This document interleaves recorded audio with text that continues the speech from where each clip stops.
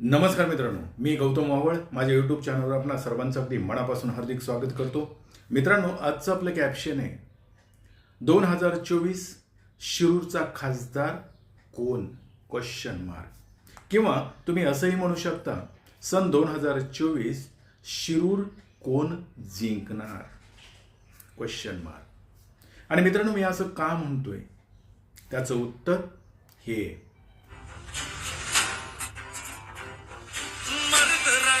दिलाचा राजा अस्सल फौलाद तू, अस्सल फौलाद तू.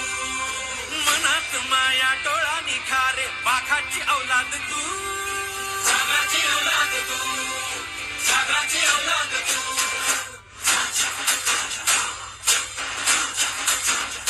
हो मर्द रांगडा दिलाचा राजा अस्सल फौलाद तू, अस्सल फौलाद तू. मनात माया डोळा निखारे पाखाची औलाद तू, सागाची औलाद तू, सागाची औलाद तू. राजा माणूस हा दिलदार लखलखती नंगी तलवार आपला राजा. बघितलं? आता अजून थोडी क्लिअरिटी येण्यासाठी दुसरा व्हिडिओ बघा. शिवबंधन हे कायम राहील.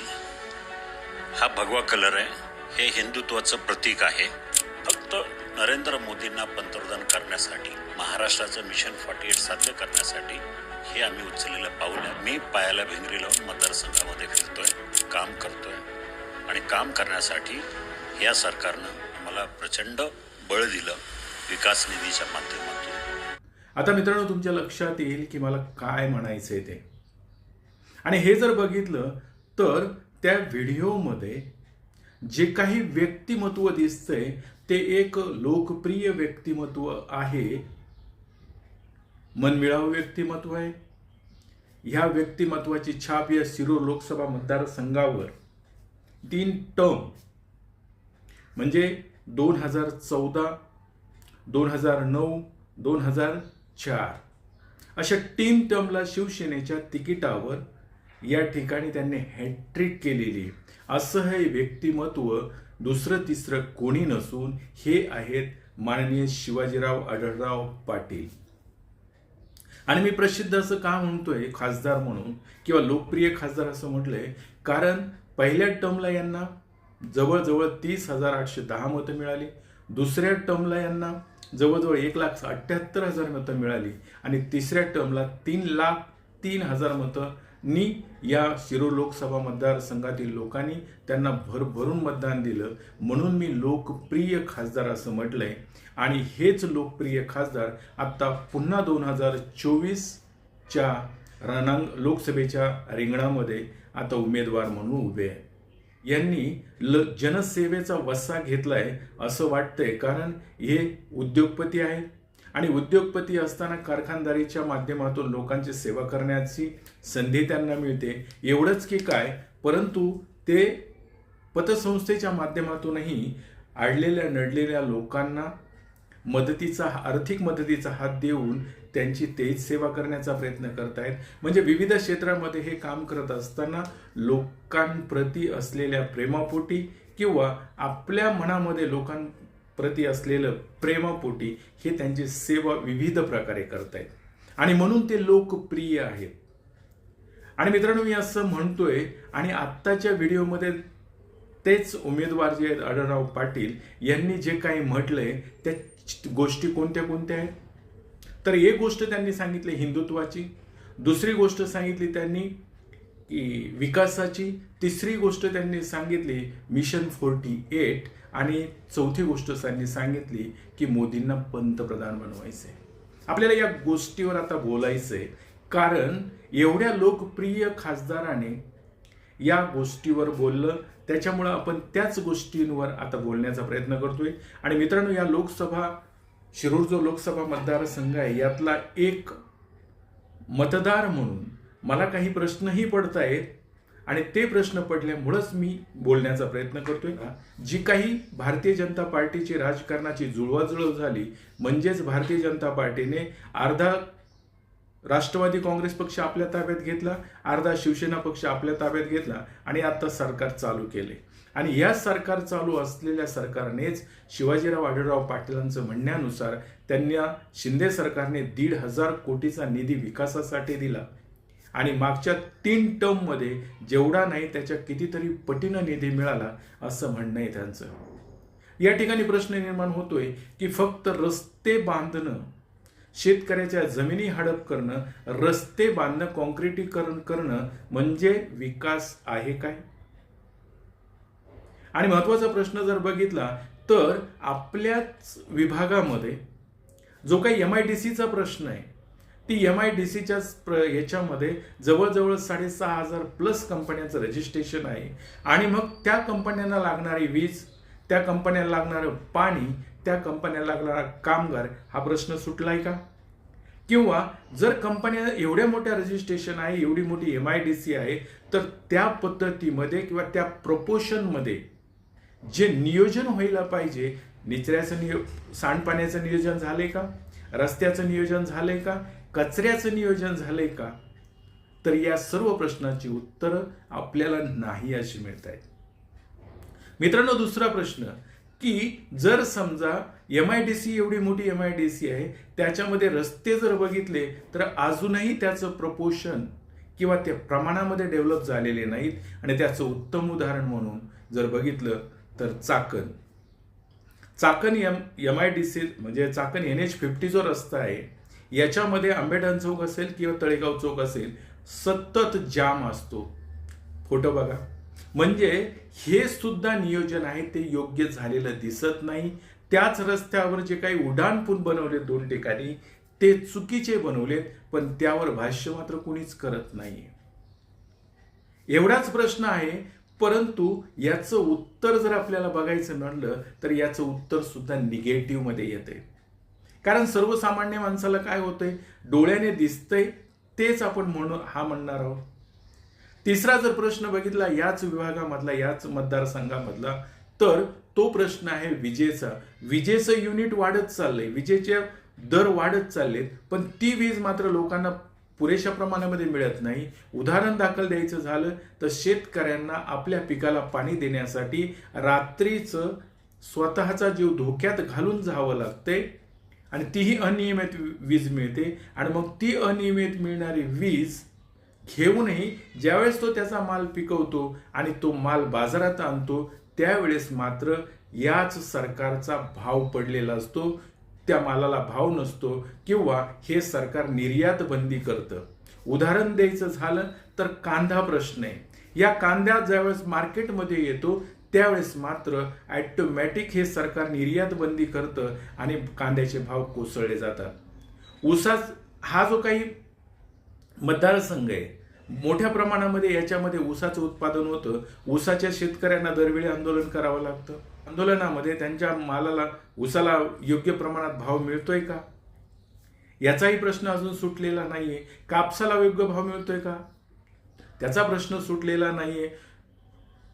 तुमचं सोयाबीन असेल, याला योग्य भाव मिळतोय का, त्याचा प्रश्न सुटलेला नाहीये. म्हणजे शेतकऱ्याच्या प्रश्नावर कधीही ठोस निर्णय घेतला जात नाही आणि या सर्व गोष्टीचे निर्णय जर केंद्रामध्ये होत असतील आणि त्यावर मात्र ठोस निर्णय काहीच होताना दिसत नाहीये.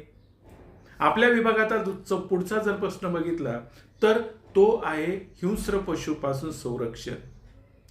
तर बिबटे आपल्याकडे मोकार आहेत, ती मंडळी पकडतायत, परत सोडून देत आहेत आणि तेच बिबटे महिलांवर हल्ला करतायत, मुलांवर हल्ला करतायत, शेतकऱ्यांच्या जनावरांवर हल्ला करतायत. हे जर सर्व बघितलं तर मग असं लक्षात येतं की हे प्रश्न फक्त इथलेच सुटलेले आहेत की नाही, हे प्रश्न फक्त इथलेच सुटलेले नाही. आणि मग प्रत्येक प्रश्नाचं जर उत्तर निगेटिव्ह येणार असेल तर आढळराव पाटील जे म्हणतायत की विकास निधी जास्त आला आणि मग तो विकासाचा जो प्रश्न आहे, तो विकास नेमका कोणाचा चाललाय, कुठे विकास होतोय नेमका, आणि सर्वसामान्य माणूस असेल, शेतकरी माणूस असेल, याचा विकास म्हणजे तरी काय, तर त्याला बेरोजगारी आहे तर त्याला काम हाताला मिळालं पाहिजे, महागाई आहे ती कमी असली पाहिजे, त्याला नागरी सुविधा मिळाल्या पाहिजेत. एवढ्या साध्या गोष्टी असताना जर अजूनही या माणसांना मात्र विकास दिसत नाही आणि विकासाच्या मुद्द्यावर फक्त उद्योगपती बोलतायत, कारखानदार बोलतायत, मग विकास नेमका कोणाचा होतोय हे कळायला मार्ग नाहीये. पुढचा जर मुद्दा घेतला तर या ठिकाणी त्यांनी असं म्हटलंय की हिंदुत्वाचा मुद्दा, हिंदुत्वाचा जो अजेंडा आहे या भारतीय जनता पार्टीचा, गुण्यागोविंदाने या देशामध्ये राहणारी लोक, सर्व जाती धर्मांना एकत्र ठेवणारं भारतीय संविधान याची पायमल्ली करून आणि हिंदुत्वाचा मुद्दा, हिंदुत्वमध्ये धर्माधर्मामध्ये जाती जातीमध्ये तेढ निर्माण करणं, भांडणं करणं किंवा एका धर्माला दुसऱ्याबद्दल वाईट बोलणं किंवा एका धर्माला दुसऱ्या विरोधी उभं करणं, याला हिंदुत्व म्हणतात का? की सर्वांना सामावून घेऊन एकत्र गुण्यागोविंदाने राहण्याचा प्रयत्न करणं, याला हिंदुत्व म्हणतायत. आणि भारतीय जनता पार्टीचा अजेंडा असं आहे की हिंदुत्वाच्या नावाखाली धार्मिक भावना लोकांच्या दुखवायच्या किंवा धार्मिकतेच्या नावाखाली लोकांना डिवाइड करायचं आणि आपलं कार्य भागवून घ्यायचं. असलं हिंदुत्व योग्य आहे काय? तिसरा जर मुद्दा बघितला यांचा तर मिशन 48. मित्रांनो, हे काय आहे मिशन 48? तर केंद्रात जर सत्ता बनवायची असेल तर सगळ्यात महत्वाचे देशामधले आपल्या 28 राज्यांपैकी 5 राज्य सगळ्यात महत्वाची आहेत. आणि त्यातलं पहिलं राज्य आहे उत्तर प्रदेश, 80 जागा आहे त्यांच्याकडे. त्याच्यानंतर महाराष्ट्र दुसऱ्या नंबरला 48 जागा आहेत. पश्चिम बंगाल आहे, त्याच्यानंतर बिहार आहे, त्याच्यानंतर तामिळनाडू आहे. हे जर 5 राज्य ज्यांच्या हातामध्ये असतील त्यांची 250ची आकडेवारी पूर्ण होते. आणि मग यांचं जे काही चाललंय ना आता अबकी बार 400 पार, ते जर टार्गेट अचीव करायचं असेल तर महाराष्ट्रातल्या 48 जागा जिंकणं खूप गरजेचं आहे. आणि म्हणून हे म्हणतात की मिशन 48. परंतु हे जर बघितलं मिशन 48 तर त्या पद्धतीमध्ये डेव्हलप महाराष्ट्र झालाय का? की महाराष्ट्रामध्ये महाराष्ट्राला भकास करायचं काम चाललंय? इकडे उद्योगधंदे आणायचं नाही, इकडे डेव्हलपमेंट करायची नाही. जे काही उद्योगधंदा येईल तो आता गुजरातला न्यायचा प्रयत्न करतायत. आणि मिशन 48 कशासाठी? महाराष्ट्राचं वाटोळं करण्यासाठी. कशासाठी पाहिजे मिशन 48? आणि मित्रांनो, पुढचा जर यांचा मुद्दा जर बघितला तर मोदींना पुन्हा पंतप्रधान करायचंय. आता मोदींना पुन्हा पंतप्रधान करण्यासाठी आढळराव पाटील असं म्हणतायत की मी पायाला भिंगरे बांधून प्रचार करणार आणि आमचं मिशन जे 48 किंवा मोदींना तिसऱ्यांदा पंतप्रधान करायचंय. मित्रांनो, हे मात्र समजायला तयारच नाहीये. मोदींना का पंतप्रधान करायचंय? आणि हे मोदी सरकार जर बघितलं तर 10 वर्षात या मोदी सरकारने कोणाचा विकास केलाय? आपल्या 4 मित्रमंडळींचा विकास केलाय. बँका बुडवलेल्या आहेत, ज्या बँका होत्या त्यांचं मर्जीकरण करून घेतलंय. कामगार देशोधडीला लागतोय, महागाई वाढत चालली. 400चा सिलेंडर 1100वर नेलाय. पेट्रोल 50-60चं पेट्रोल 110वर नेऊन ठेवलंय. म्हणजे पैशाची, म्हणजे 50 रुपयाचं पेट्रोल ह्यांना महाग वाटत होतं त्यावेळेस, आता 110चं झालंय. म्हणजे पैशाचे आकडे वाढले, म्हणजे विकास होतोय का? आणि त्याच्यामध्ये सर्वसामान्य किंवा गरीब होरपळून निघतोय. यांना त्याचं काहीच पडलेलं नाही. आणि हे म्हणतात की आता विकास होतोय. म्हणजे 400चा सिलेंडर 1100ला घ्या, म्हणजे विकास झाला. किती पैसे वाढवले आपण? 700 रुपये वाढले, म्हणजे आपला विकास झालाय. लोकांच्या खिशातून तुम्ही जबरदस्तीने बाहेर काढताय आणि त्याला विकास म्हणताय तुम्ही. महागाईचा भस्मासूर आहे, बेरोजगारी आहे, लोकांच्या खिशामध्ये पैसा शिल्लक नाहीये. आणि अशा गोष्टी असतानाही तुम्ही फक्त विकास म्हणताय. म्हणजे आमदार असतील, खासदार असतील, भारतीय जनता पार्टीचा तर विषय सोडून द्या, त्यांच्या कुठल्याच माणसाला इथे महागाई आहे असं दिसत नाही, इथे बेरोजगारी आहे असं दिसत नाहीये. ते म्हणतात विकास चालू आहे. कोणाचा विकास चालू आहे हे मात्र ते सांगत नाहीये. आणि मित्रांनो, हे सरकार जर भारतीय जनता पार्टीचं शेतकरी विरोधी सरकार आहे. आणि याचं उदाहरण द्यायचं झालं तर दिल्लीमध्ये हे सरकार रस्ते उकरून ठेवतंय, रस्त्याला बॅरिकेड टाकतंय, रस्त्यावर मोठ्या सळाया लावतंय की पंजाब असेल, हरियाणा, उत्तर प्रदेश असतील, येथील शेतकरी आंदोलन करतायत. आता दुसरी वेळ आंदोलन करायची तरी या सरकारला घाम येत नाही. आणि हे सरकार जे आहे हे फक्त ते शेतकरी काय मागतायत तर त्यांच्या पिकाला भाव मागतायत. मग तो ऊस असेल, कांदा असेल, गहू असेल, ज्वारी असेल, जो काही माल आहे त्याला फक्त बाजारभाव मागतायत आणि ते बाजारभाव न देऊ शकलेलं सरकार. आणि आपण भारत देशाला कृषी प्रधान देश असं म्हणतो, कारण शेतकरी जगला तर हा देश जगेल. पण त्याच शेतकऱ्यांना मारायला निघालेलं सरकार किंवा त्याच शेतकऱ्यांच्या बोकांडीवर बसणारं सरकार, त्यांच्या कुठल्याच प्रश्नाला वाचा न फोडणारं सरकार, आणि हे सरकार जर बघितलं तर 3-3 काळे कृषी कायदे आणणारे हे सरकार, त्या शेतकऱ्यांना कुठल्याही पद्धतीमध्ये त्यांचे प्रश्न न मांडणारं सरकार किंवा त्यांच्या प्रश्नांना स्वीकार न करणारं सरकार, असं जर सरकार असेल तर या सरकारला पुन्हा तिसऱ्यांदा कशासाठी आणायचंय? आणि मोदी सरकार जे आहे, हे मोदी सरकार तिसऱ्यांदा आणल्यानंतर असं नेमकं काय करणार आहे? मित्रांनो, आढळराव पाटील जे काही म्हणतायत की मोदींना तिसऱ्यांदा पंतप्रधान बनवायचे, कारण विकास करतायत. विकास कोणाचा करतायत? तर स्वतःचे काही मित्रमंडळी आहे 2-4, यांना मात्र बँकांमधले लाखो करोडो रुपये देत आहेत आणि ते पुन्हा पळून जात आहेत. त्यांचं कर्ज माफ केलं जातंय आणि विकास त्यांच्या मित्रांचा होतोय. एखाद्या शेतकऱ्याने जर एखाद्या शेतकऱ्याकडे लाखभर रुपयाचं कर्ज असेल तर 10 वेळा बँक त्यांच्या दारामध्ये जाते, परंतु इकडे मात्र करोडोनी देश लुटला जातोय. त्यांच्याकडे मात्र मोदी साहेब लोकसभेमध्ये उभं राहून कर्ज माफ असं म्हणतायत. मित्रांनो, याला प्रगती म्हणायची आहे का? किंवा 4 लोकांची प्रगती जर होत असेल तर देशाची प्रगती होते का? आज सर्वसामान्य माणसाची अवस्था काय आहे याच्याकडे बघायला कुणाला वेळ नाहीये. आणि अशी परिस्थिती असताना या देशामध्ये जर पुन्हा मोदींना पंतप्रधान करायचं असेल तर कशासाठी करायचंय? आणि आता एक एक गोष्ट पुढे यायला चालू झाले.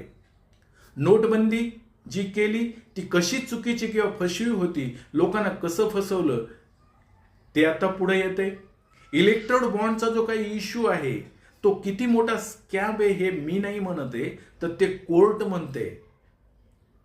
आणि मित्रांनो, हे जर सगळं बघितलं तर मग ह्या सगळ्या गोष्टी, मग तो शेतकरी देशोधडीला लावण्याचा प्रयत्न असेल, इलेक्ट्रॉनच्या माध्यमातून जे काही धन लोकांचं किंवा पैसा लुटण्याचा प्रयत्न असेल, जनतेचा पैसा आहे, देशाच्या ट्रेजरीमध्ये जाणारा पैसा हा जनतेचा पैसा आहे आणि त्याच्यावर डल्ला मारणारे हे सरकार. आणि त्यांनी जे काही पाप करून ठेवली ती उघड व्हायला नको म्हणून यांचं मिशन 48 आले का महाराष्ट्रामध्ये? मग उत्तर प्रदेशचं मिशन 80 असेल, पश्चिम बंगालचं मिशन 39 असेल. हे जे काही मिशन चालले, फक्त काहीही करा परंतु आपल्याला आता जिंकून येणं गरजेचं आहे. मग असं करून यांना पुन्हा ह्यांनी जी काही पाप केली ती झाकून टाकण्यासाठी यांचं चाललंय का? आणि मित्रांनो, माझा आढळराव पाटलांना प्रश्न आहे की तुम्ही जर आत्ता भारतीय जनता पार्टीच्या गोटात आहात, त्यांच्या बाजूने बोलत आहात, परंतु जर उद्याच्याला महाविकास आघाडीने हे आरोप केले की हे सरकार शेतकऱ्याच्या विरोधी आहे, कांदा प्रश्नावर विषय घेत नाही, कापसावर विषय घेत नाही, मालाला भाव देत नाही, असं जर असेल आणि बिल्डर धार्जिनं सरकार असेल किंवा उद्योगपती धार्जिनं सरकार असेल, असं जर म्हटलं तर तुम्ही त्या लोकांना उत्तर काय देणार आहात?